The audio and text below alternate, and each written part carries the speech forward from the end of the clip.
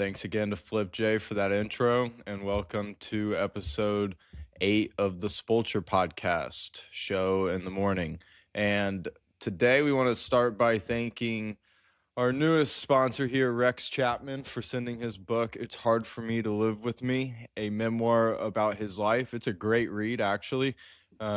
He just thought it'd be a great opportunity to have it promoted here on the Spulture podcast. So if anyone has anything they want promoted, this is your place. Just let's talk.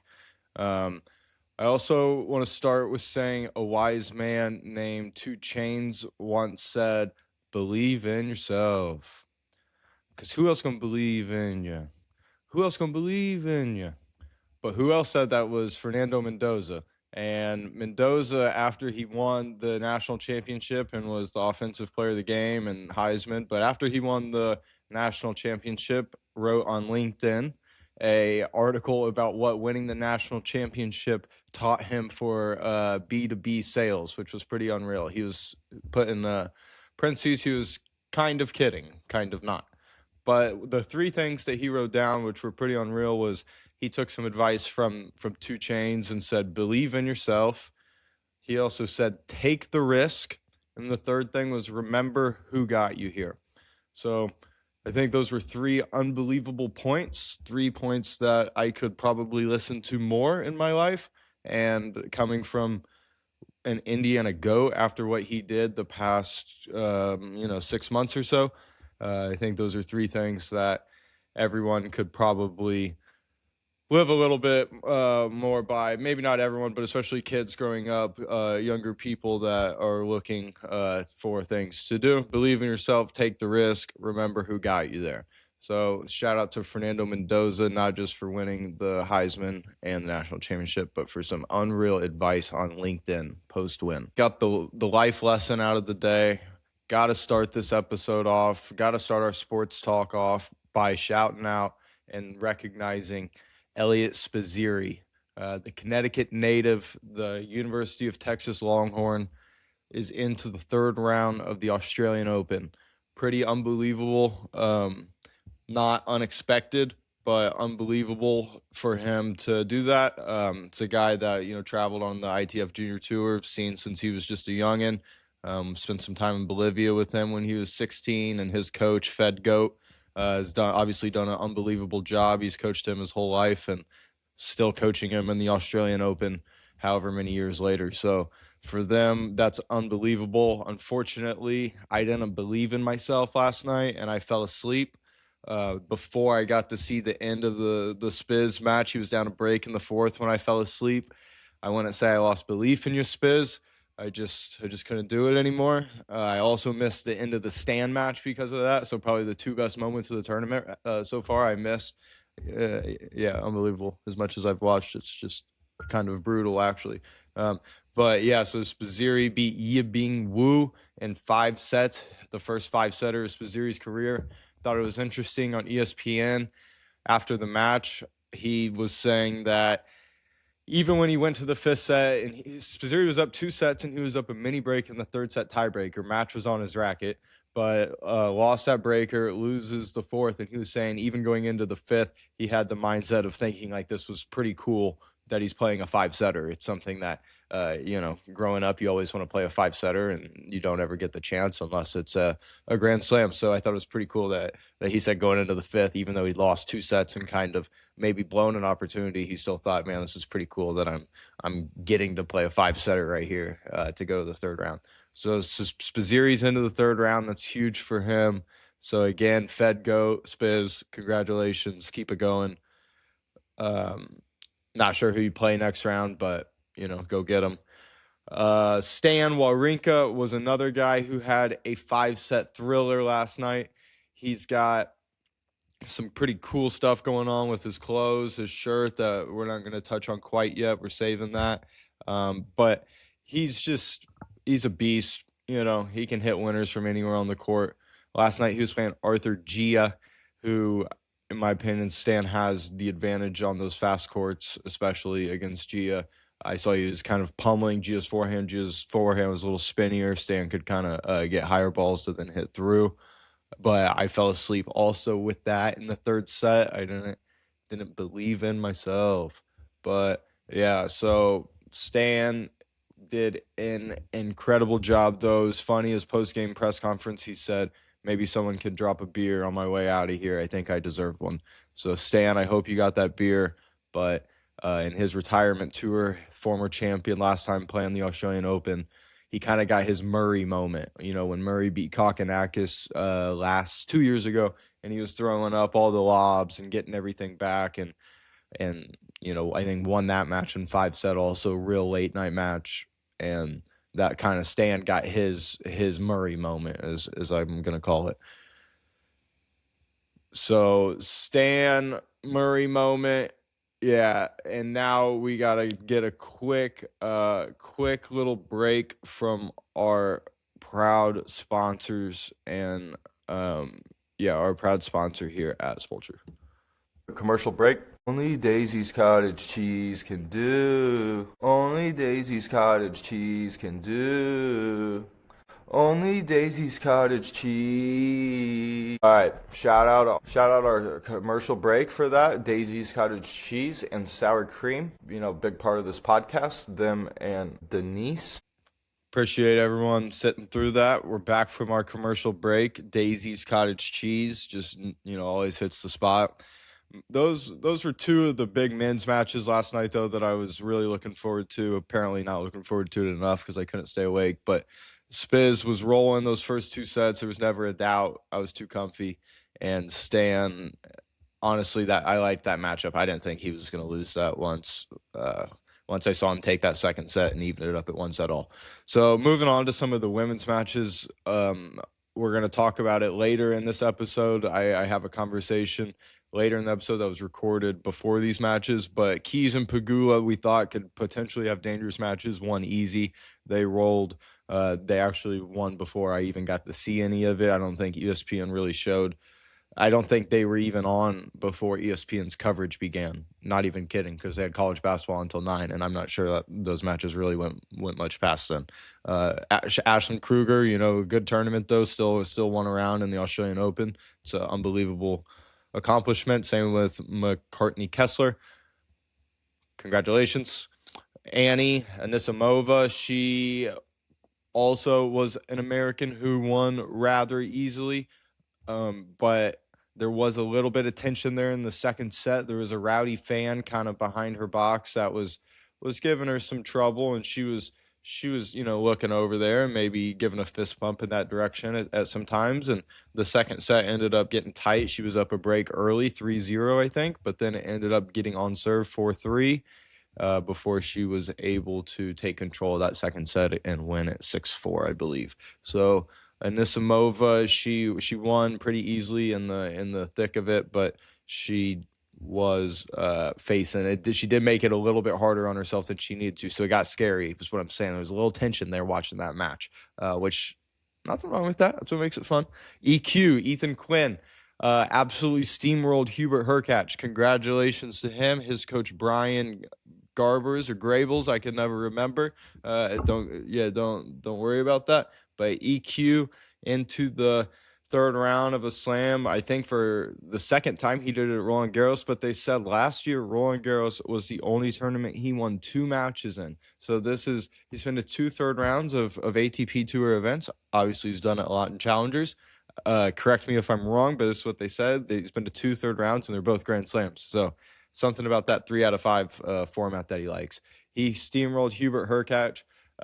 It was kind of, I don't know, he just way outplayed Hubie, to be honest. He served well. He's got a big forehand.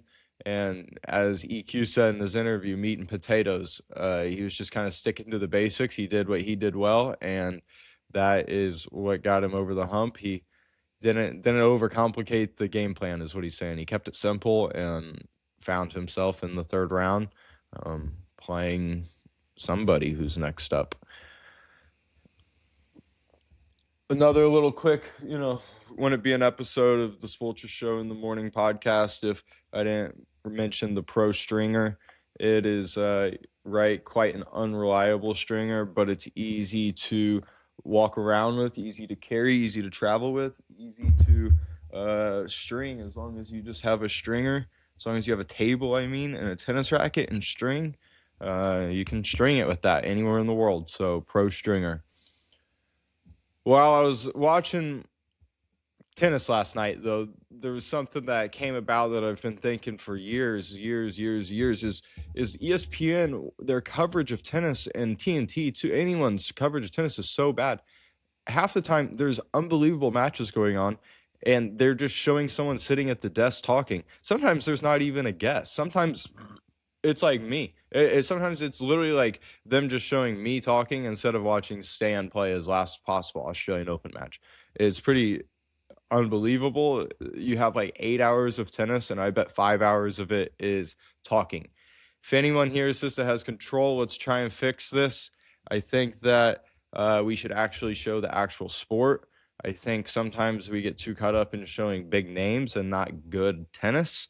Sometimes we're showing a player who might be American or might be highly ranked win easily in straights or best of five, instead of showing like, Nishesh battle it out in a fifth with Chris O'Connell, or Spaziri and Yibing Wu in a fifth. Spaziri, like a University of Texas Longhorn, who we always got to show he's a University of Texas Longhorn, but no, but actually like a young American who's got a really good game in a battle of a match. Like, those are the matches that bring you in as a fan. Those are the matches that have insane crowds with people just getting behind those players and really trying to push them past the finish line. So that's just one beef I got. Tennis fans, let me know. I'm sure that you agree with that, but yeah, it's just a little over the top. And I think now is a good time to get into our interview. So here is my interview last night with our WTA specialist, the one, the only Andrew Stutz. All right. Welcome to the podcast, Andrew Stutz, our second guest, backing up the Shesh. So no pressure here, Stutz. It's a really nice come down from an ATP pro to me, but you know what? I will try my best to live up to those heights. No, we're lucky to have Stutz here, former North Central player, Ball State player, coach on the WTA tour, and coaching for Butler. So this will be fun. All right, well, Stutz, our WTA analyst, have you been Hmm. you've been watching a good amount of the Aussie so far? I definitely have, even when I was supposed to be watching the IU football game. I tried my best to follow both.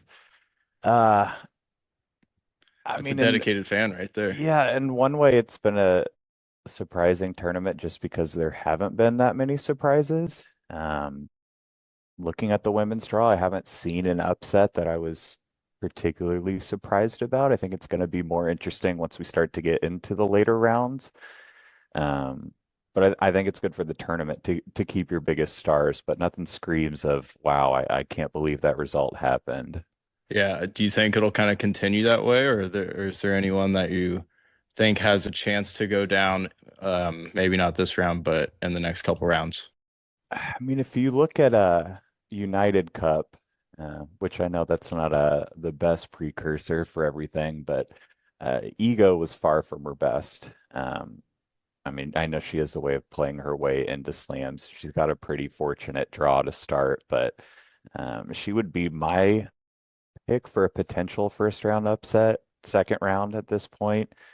Um, Other than that, I mean, I think a lot of the top women are playing at a decently high level, and even when they're not, they're able to use their B or C game and just be that much better. So hoping there's a few more upsets, but so far the women's draw is playing out the way it's supposed to.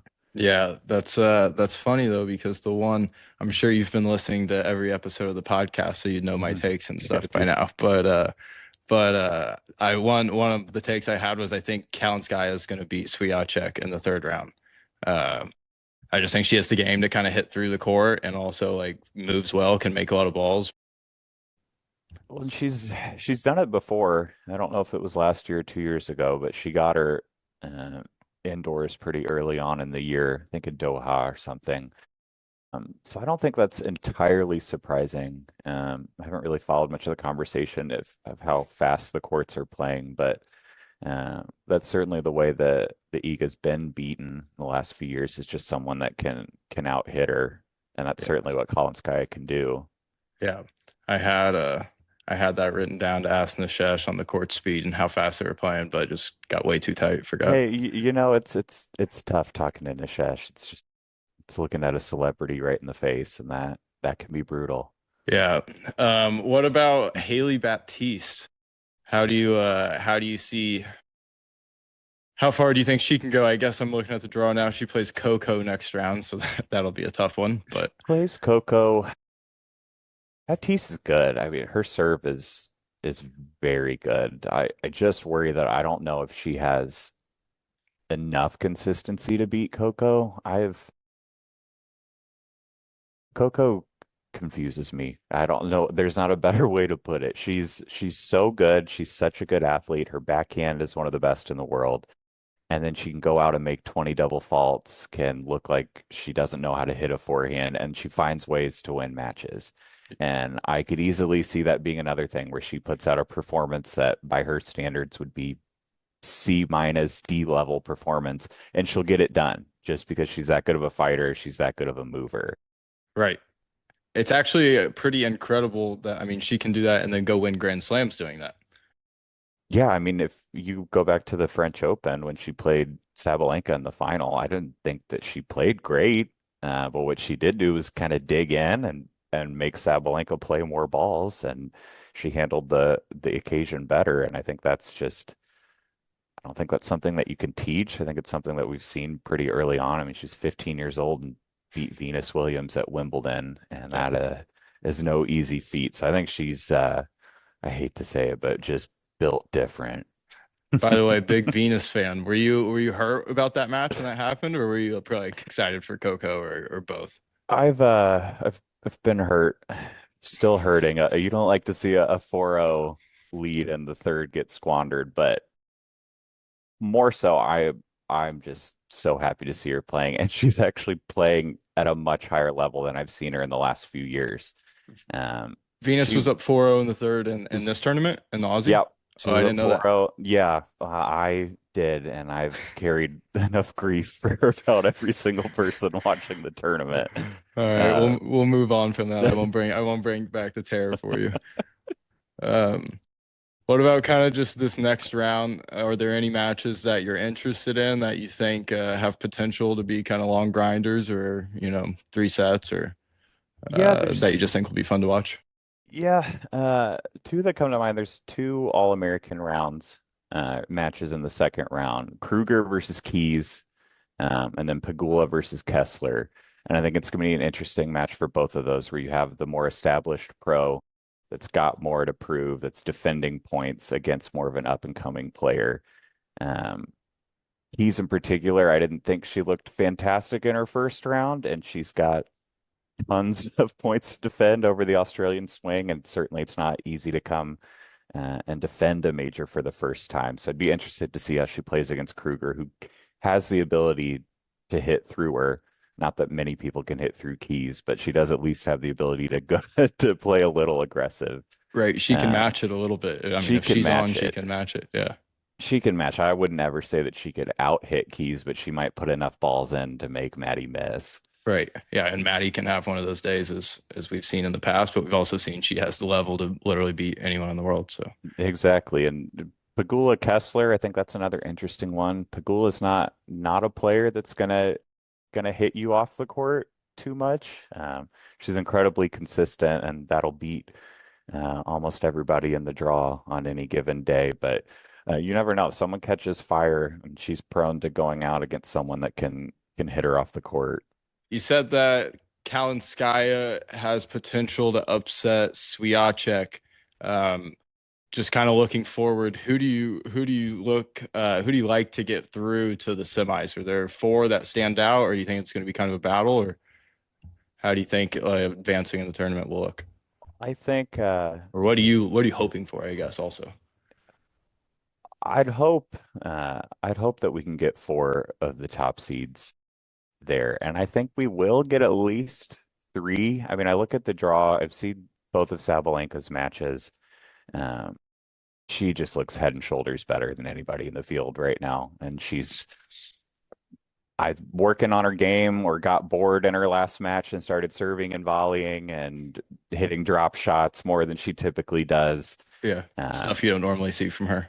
no, she's so good, especially in Australia. She won a lead up event. She's made three finals in a row, going for her fourth one.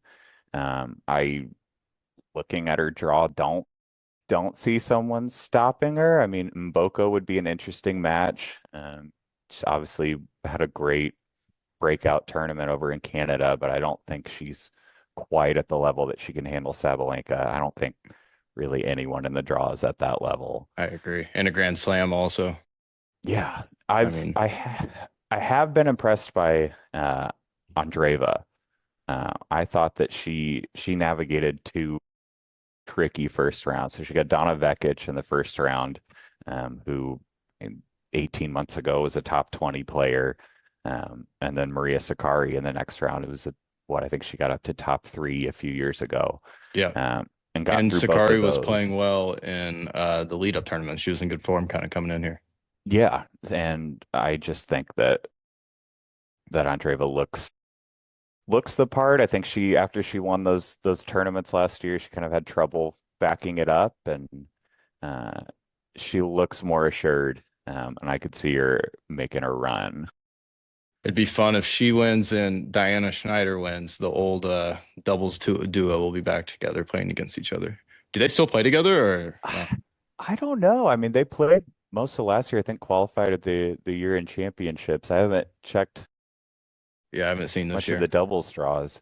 I did watch the second and third sets of Schneider's match yesterday, and I think she saved a few match points against Gibson, who's a young Australian player. So that'll be interesting. You never know when someone saves a match point if they're just going to play lights out the rest of the tournament because they're playing with house money. Right.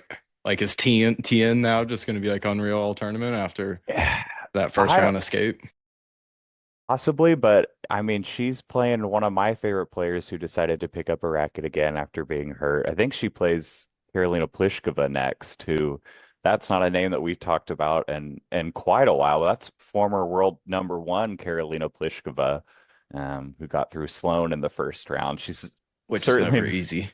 no, she's certainly not at the level when she was number one in the world, but I mean, she could still just pummel the ball. That forehand, it's like Del Potro, that big wind up and just smacks that ball. Yeah, on both sides. She's like as few steps as possible and let me just rip this. Few steps, the second you get her running, she goes to a slice on both sides.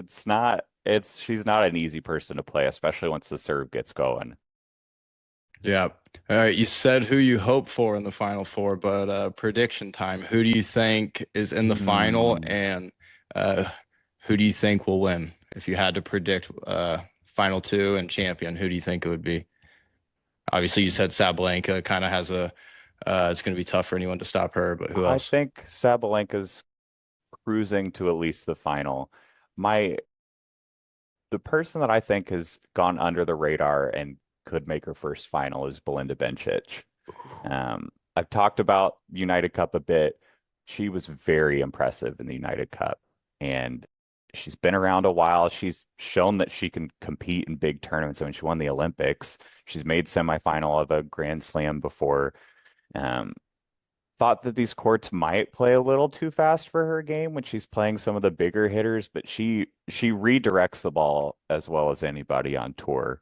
Um, and it looks like she's got a decent draw the next two rounds. It'll be interesting to see if she meets Rybakina, who would be my other pick to make the final. So whoever comes out of that section, I think is my pick to meet Sabalenka in the final. That'd be a good match too. Just kind of contrast in styles of Rybakina playing huge and Bencic, I feel like is able to redirect really well and be pretty consistent.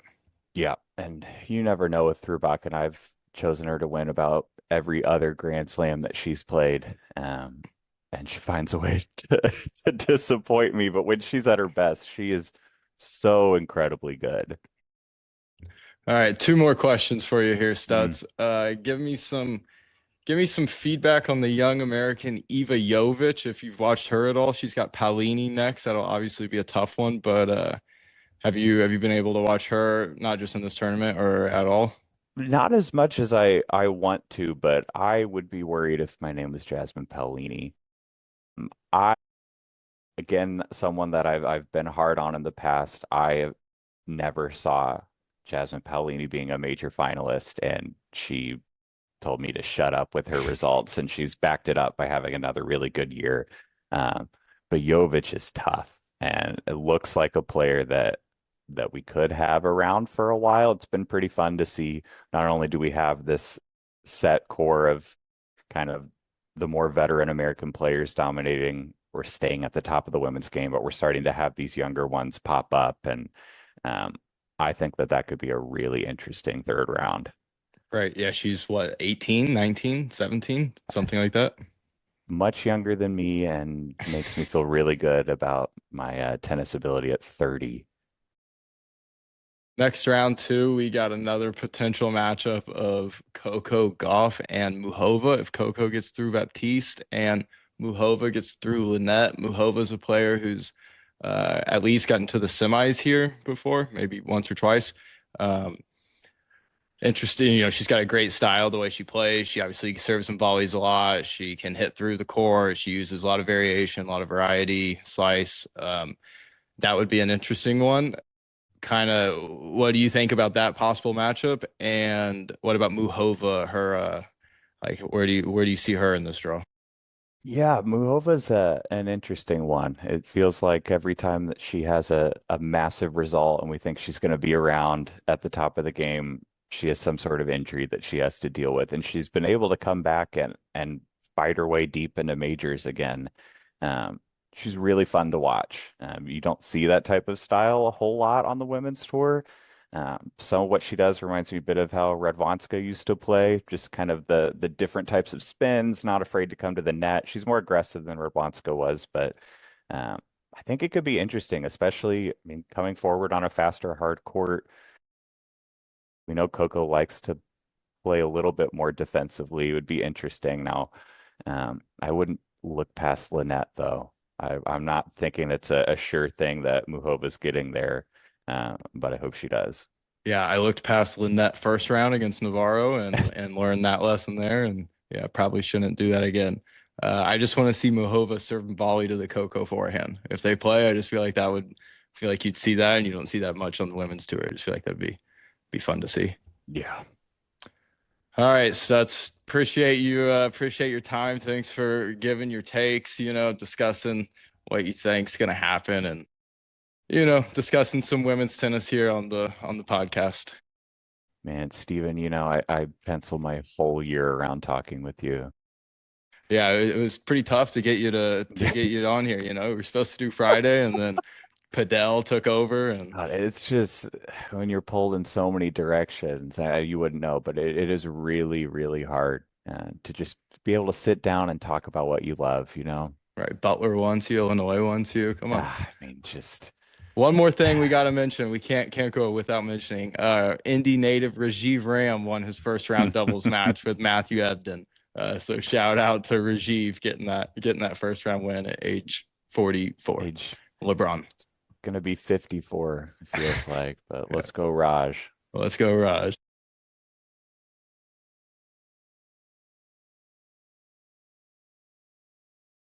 Thanks again to our WTA specialist Stutz for coming on the pod, dropping some knowledge, teaching me some things. It's always fun to talk to him and catch up a bit. So thanks for the time, Stutz. We'll have to do it again sometime, man. Appreciate it. As far as matches that are happening tonight, you'd already heard Stutz and I kind of talk about a few of them because, uh, you know, one of the days had already been completed. But tonight, the match of the night for me, there's two of them. Stutz and I talked about the Coco Baptiste match, so we won't go into that more. But on the men's side, I'm looking at Muho or uh, I am looking at Muhova also. I think it's always fun to watch her play with her play style. Stutz and I already talked about Muhova and Lynette.